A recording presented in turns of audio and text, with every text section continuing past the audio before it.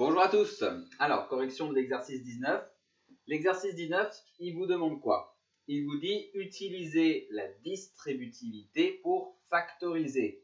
Alors, pas de panique, hein. La distributivité, c'est le processus.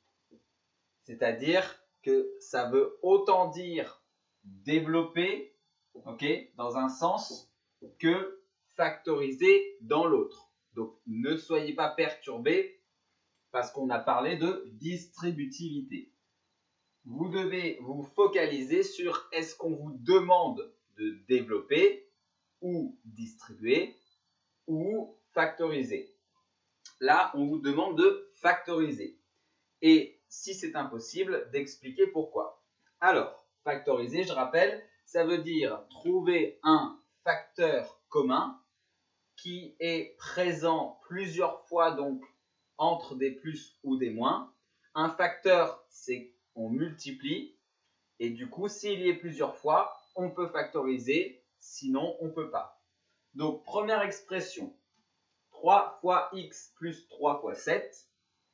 Est-ce qu'on a un facteur, donc un truc qui se multiplie plusieurs fois entre le plus? On a un plus déjà, c'est bien parti. Et oui, entre chaque plus, on a 3 fois, on a le même nombre qui se multiplie. Donc, on va pouvoir factoriser. Si on factorise, donc ça nous donne 3 fois entre parenthèses. Qu'est-ce qui reste? X plus 7. X plus 7. On ferme la parenthèse. Alors, le livre, il est gentil. Il vous a écrit les fois là. Le fois là qui est inutile. Mais bon, vous prenez l'habitude de ne pas écrire ceux qui sont inutiles. Donc celui-là, il n'est pas utile. On ne le met pas. Voilà pour le premier, pour la factorisation. Pour le deuxième, y fois 9 plus y fois y.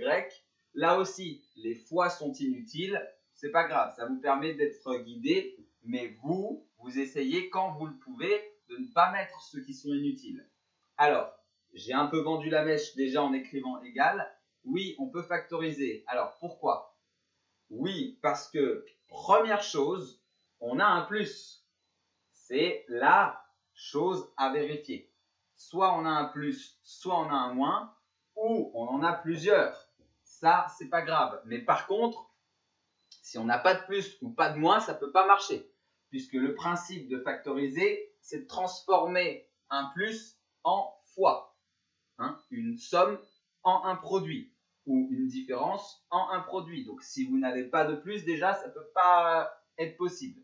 On a un plus, on a deux termes et on regarde est-ce qu'on n'a pas un truc qui se multiplie deux fois, donc dans chacun des deux termes. Oui, très bien. On a y fois y fois. Donc, on peut factoriser par y. Si on peut factoriser par y, ça veut dire qu'on peut mettre y devant une parenthèse et dans la parenthèse, il y a tout le reste. Donc 9 plus y. Bah oui, il y a une deuxième fois, c'est pas grave. Ça ne doit pas vous perturber. Le C maintenant. Alors, le C, est-ce qu'on a le droit de factoriser? Oui, non, pourquoi? Alors oui, on peut factoriser par x au carré. Oui, parce qu'on a un moins et qu'on a bien un x au carré de chaque côté de ce signe moins. Maintenant, est-ce que c'est vraiment factorisé là? Enfin, oui, c'est factorisé, mais on a vu un autre mot en vocabulaire dans le chapitre pour expliquer qu'est-ce qu'on va faire là finalement. Oui, très bien, on va réduire parce qu'en fait, on a deux termes de même degré. Donc en fait, on fait 2,5 moins 0,3, ça nous fait 2,2 x au carré. Mais en fait, voilà, l'étape intermédiaire qui nous permet de réduire, c'est la factorisation en fait. Sans même le savoir, quand vous réduisez, vous factorisez. On factorise par x au carré. Il reste 2,5 moins 0,3. Et d'habitude, ça, vous l'écrivez devant le x au carré et vous le calculez direct. Donc vous voyez, réduire, effectuer les calculs de réduction, et ben en fait c'est des factorisations sous-entendues. Vous le faisiez sans même vous en rendre compte. Donc on ne va pas calculer, hein. On nous a juste demandé de factoriser, donc on factorise quand c'est possible. Le D, est-ce qu'on peut factoriser, oui ou non? Allez, ne me dites pas non si facilement, voyons. Je vous en ai parlé de ça dans le cours la dernière fois. Je vous ai dit, attention, c'est pas parce que là c'est évident et que là c'est peut-être pas évident que c'est impossible. Donc, j'essaye de vous le faire deviner. Effectivement, là, on peut factoriser. Alors, si vous l'avez trouvé tout de suite, c'est encore mieux. Si vous ne l'aviez pas trouvé, maintenant que je viens de vous le dire, est-ce que vous voyez par quoi on pourrait factoriser? Essayez de mettre pause sur la vidéo et de réfléchir. J'espère que vous avez joué le jeu. Alors, là, on a 9 moins 3 fois 4 fois n.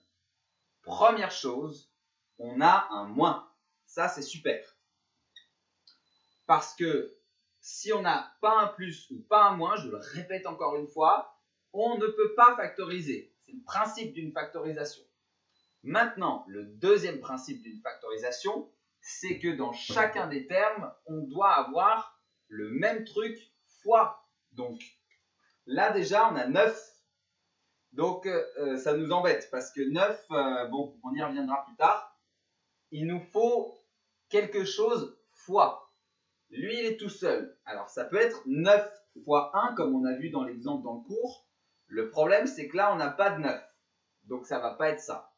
Donc, ça veut dire qu'il va falloir casser le 9 en quelque chose fois quelque chose. OK?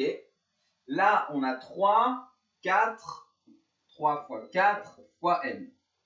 Alors, là, on a un 3. Est-ce qu'on ne pourrait pas essayer, on y va étape par étape, de casser le 9 en 3 fois quelque chose? Eh bien oui, vous voyez, on trouve ça tout de suite. 9, c'est quoi? C'est 3 fois quoi? 3 fois 3. Très bien. Ben voilà, on a trouvé. Inutile de chercher avec le 4. Et de toute façon, ça n'aurait pas été possible. Enfin, on va partir du principe qu'on cherche avec des nombres entiers. Donc, du coup, on a 3 fois de chaque côté d'un moins.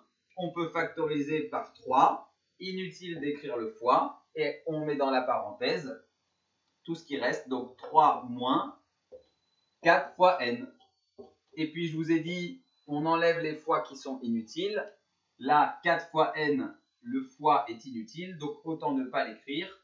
Et écrire 4n. Si vous y avez pensé, sans même que je vous le dise, c'est encore mieux. Vous auriez pu déjà l'enlever ici. Voilà, pour le D, on passe au E. On peut factoriser le E, oui ou non? Non, très bien, pourquoi? Eh bien oui, il n'y a pas de plus, il n'y a pas de moins. C'est que des fois là. Donc tout ça, c'est quoi? C'est un calcul. On devrait faire 3 fois 4, 12. X fois x, x au carré. Ça, c'est une réduction. Donc, par contre, voilà, contrairement à la réduction d'ici, c'est que des multipliés, donc c'est du calcul. On ne peut pas factoriser. On ne peut pas factoriser, donc phrase-réponse, il est impossible de factoriser car il n'y a ni somme ni différence. Voilà. Et pour le F, alors, est-ce qu'on peut factoriser ou pas? Oui, très bien. Et donc, on peut factoriser par quoi? Attention. Donc, on a x moins x au carré. On peut factoriser par x, pas par x au carré. Hein. Alors, pourquoi? On va faire le détail. X moins x au carré, c'est quoi? C'est x fois x. Encore une fois, vous pouvez écrire les fois, mais vous voyez, il faut absolument qu'il y ait une différence marquée entre votre x et votre fois. On doit pouvoir faire la différence. Donc, vous avez un x et là, vous en avez 2. Donc, au maximum en commun entre les deux, enfin, de chaque côté du moins,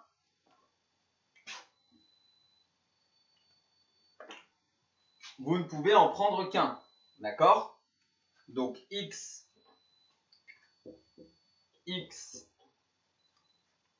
Et donc, le problème, c'est que là, vous allez factoriser donc par x. X facteur, là, il n'y a rien. Donc, j'en ai parlé dans la vidéo précédente, enfin dans la dernière vidéo du cours. Oui, très bien. Attention, c'est 1 là. Parce que le x, on l'a déjà une fois. Soit vous avez besoin de passer par cette étape intermédiaire où vous écrivez fois 1 et où vous détaillez x fois x, soit vous pouvez directement passer à cette étape et en factorisant direct. Donc x facteur de 1, attention à ne pas l'oublier ce 1. Il n'y a pas rien. Rien dans la multiplication, c'est déjà quelque chose. C'est 1. Donc x fois 1 moins x. Voilà pour la dernière factorisation. L'exercice est terminé. Vous pouvez prendre la correction grâce à la feuille que je vous ai envoyée par mail. Je vous souhaite bon courage.